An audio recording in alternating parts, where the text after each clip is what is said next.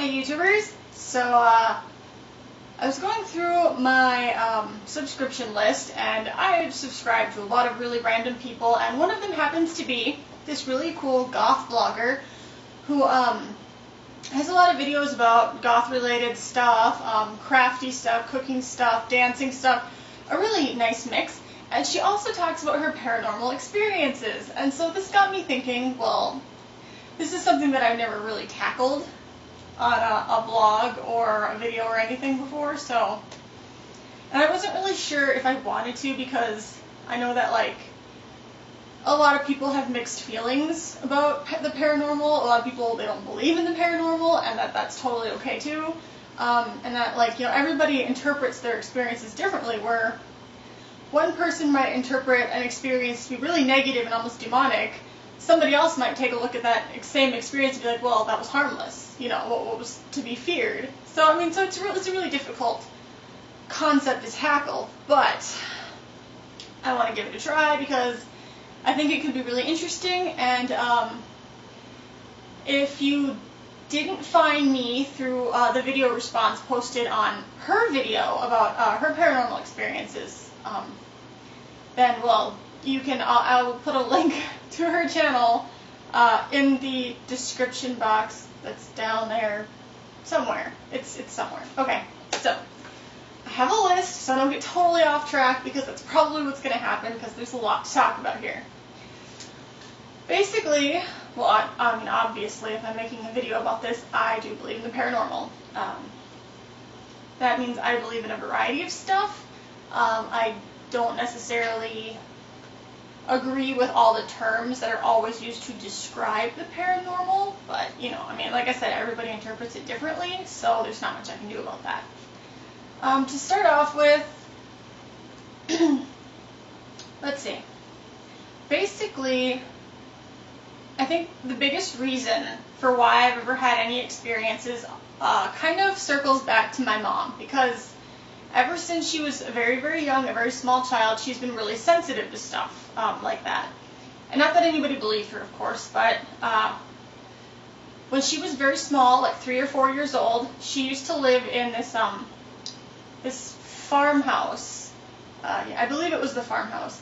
And it was out in the middle of nowhere in like rugged Minnesota, small town, with her 3 siblings and her parents.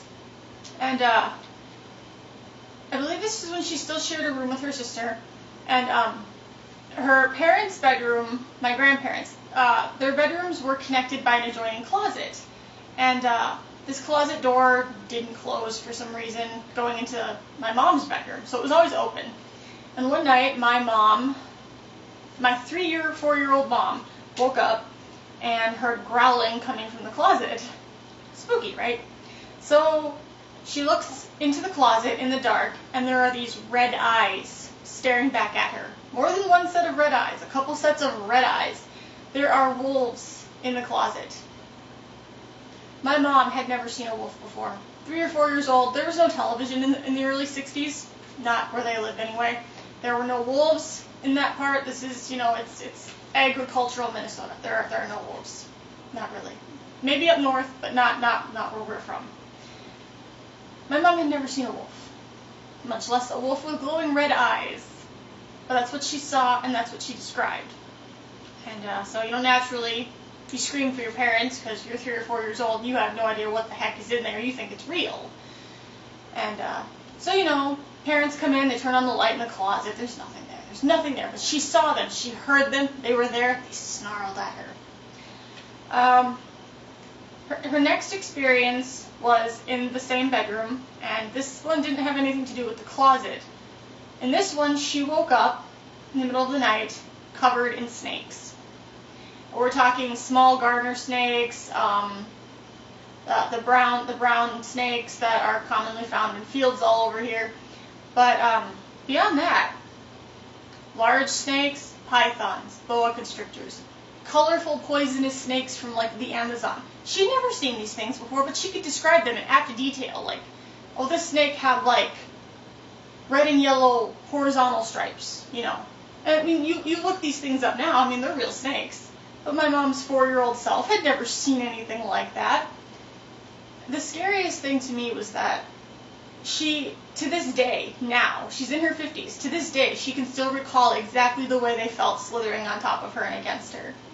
And she's pretty terrified of snakes because of that, obviously.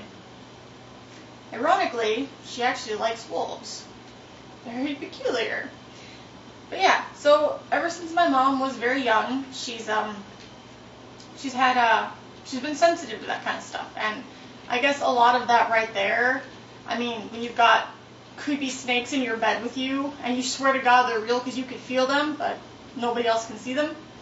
When you've got hellhounds in your closet, I mean, it's pretty indicative that something's going on. And her next big occurrence was when she was in her early 20s, and her youngest brother Steve was in a car accident and killed. And she was very, very upset, and she was drinking really heavily one night, sitting in her bedroom, and she was yelling at God, basically, because she believed in that back then. She was yelling at God and saying things weren't fair, and she was really angry, and something slithered up alongside her bed on her wall. Some shadowy thing with red eyes, and it pretty much creeped the fuck out of her, and she started crying and said she was sorry, she didn't need to say anything, please go away. And she's had what she claims to be a UFO follow her home from work one night. It looked like a giant replica of the moon, apparently, but that could have easily been something possibly supernatural too. There's no way to know for sure. But she's had a lot of things happen to her. She's had a lot of experiences, and even to this day, there's still stuff that goes on.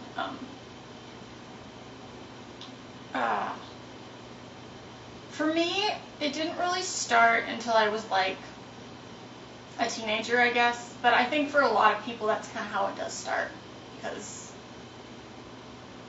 I don't know why. Maybe it's a more turbulent time in your life and your emotions are all over, so you're able to pick up on stuff. I don't really know. But for me, it kind of started when I was a teenager and my grandmother died. And I was really close to her for the longest time, and when she was sick, I kind of pulled away and stuff, and I mean, I regret that now, but it's like, I made her promise, that she was going to be there for my high school graduation, and that, after I found out that she was really sick and she wasn't going to make it, I was like, well, when you die, can you come back and visit and give us a sign?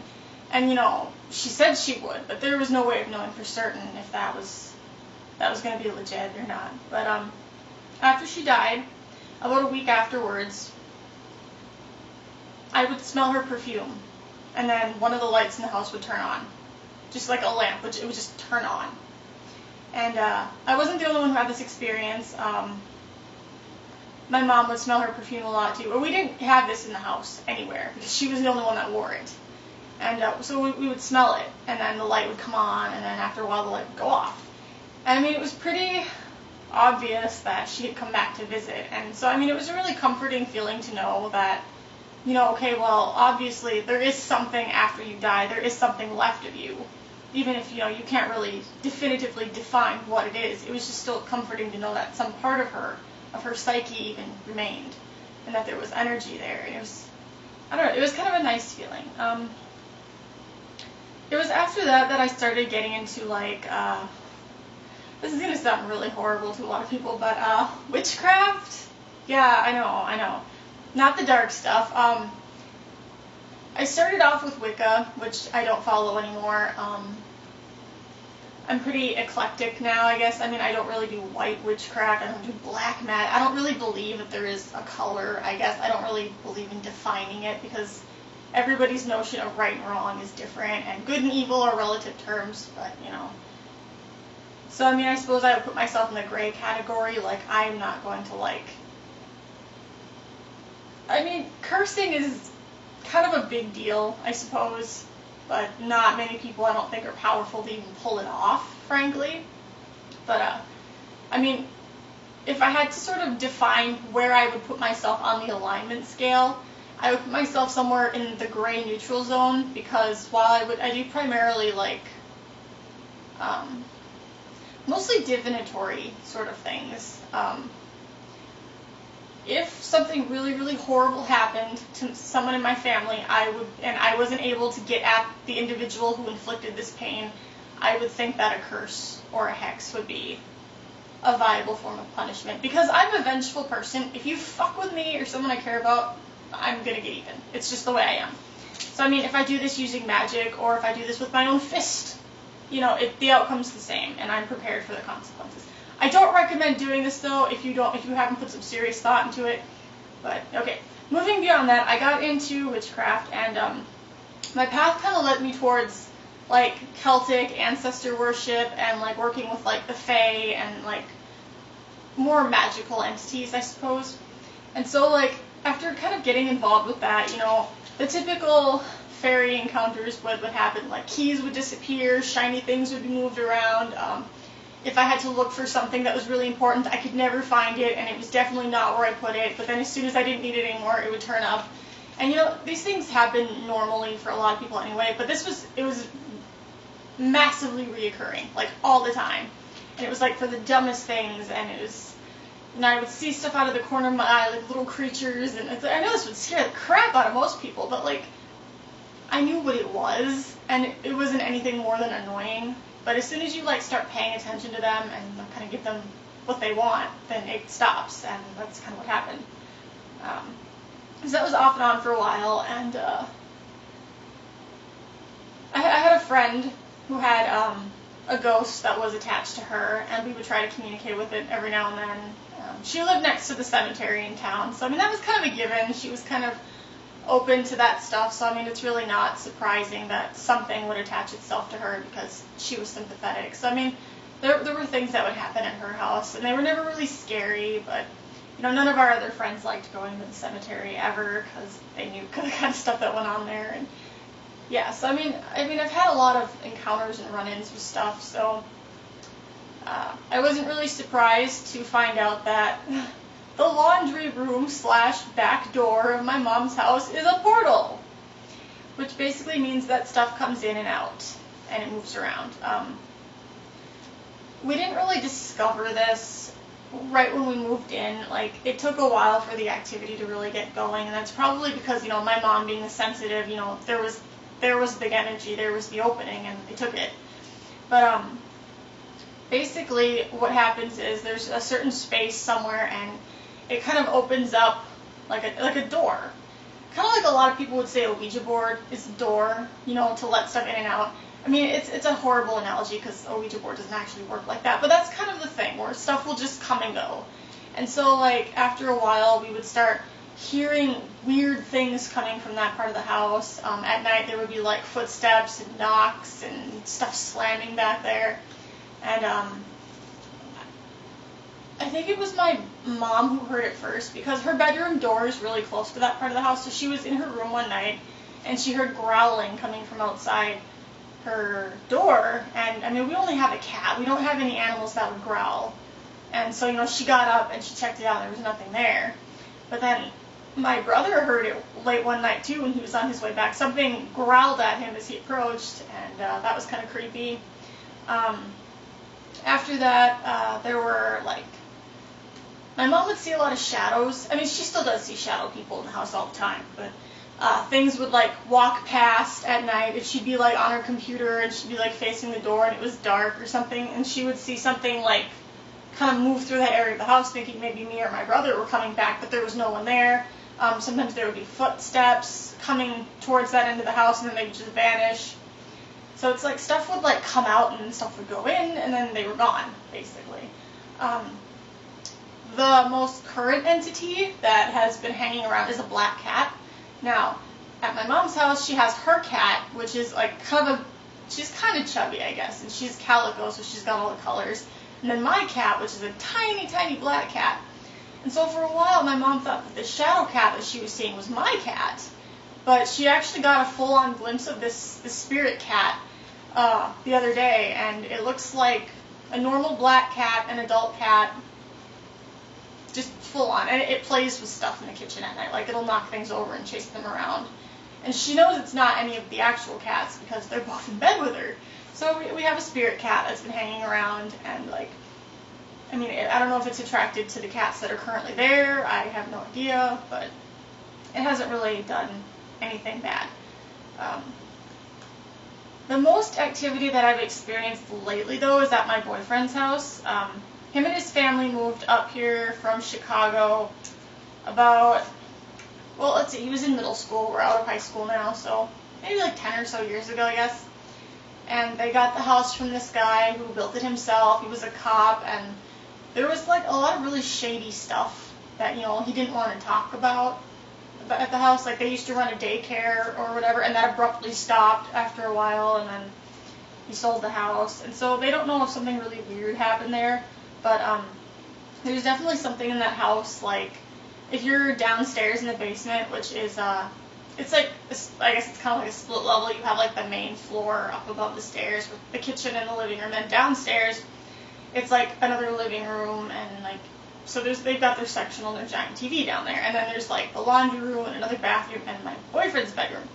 So when you're downstairs and it's late at night or there's no one home and you're just downstairs minding your own business, you'll hear footsteps upstairs, loud, stomping, running footsteps. And it'll like start in like his mom's bedroom upstairs, which is right above his, and it'll go down the hallway and around the living room and around the kitchen. The scariest stuff is like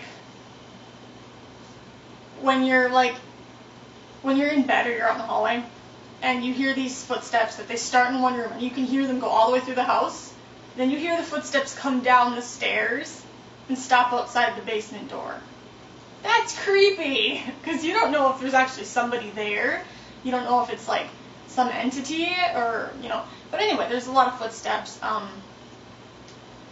He's had stuff in his room move. Usually the weirdest things happen when I'm not there. Like, something will like jump on him in the middle of the night and wake him out of a dead sleep, and then when he sits up, you know, there's nothing there. His mom will see a shadow man standing in the doorway every now and then, but that has another story. And there was one time she told me about that. She was taking a nap on the couch upstairs in the living room, and she was half awake, and she heard a girl's voice, and she thought it was me for some reason. So she looked up from the couch over to this area, kind of like where the stairs start to go downstairs right outside the kitchen. There's like this railing, kind of, and you can like look down over it at the stairs and stuff. And there was this girl standing there, and she, in her sleep-fogged mind, thought it was me. But so she kind of just like, you know, put her head back down, and then she heard a man's voice from the kitchen say, "Don't bother her, she's sleeping." And it was just like, no one was home. And it's like, yeah, I don't know. The thing with the shadow man that stands in her doorway, though, is something that she thinks came with them from Chicago, because the house that they lived in before had some really bizarre stuff to it. Like, there was a secret room that was cemented in that had like kids' toys in it, and there's really weird stuff. But like, the entities in their house have never been like really harmful, particularly. I mean, they've been really obnoxious, but they've never been harmful. Like, I mean, in all my experiences, and those of the people that I know, have never been harmed by anything. I mean, they've been scared shitless, no doubt, but they've never been harmed. And so, like, I've come to the conclusion that I have never personally come across a demonic entity. Like, I know my boyfriend has, because he's seen and knows of really weird, strange. He's a sensitive as well, I believe, and he's had a lot of strange things happen to him. I don't know if anything is demonic or not. I mean, it's hard to say, because a demon implies...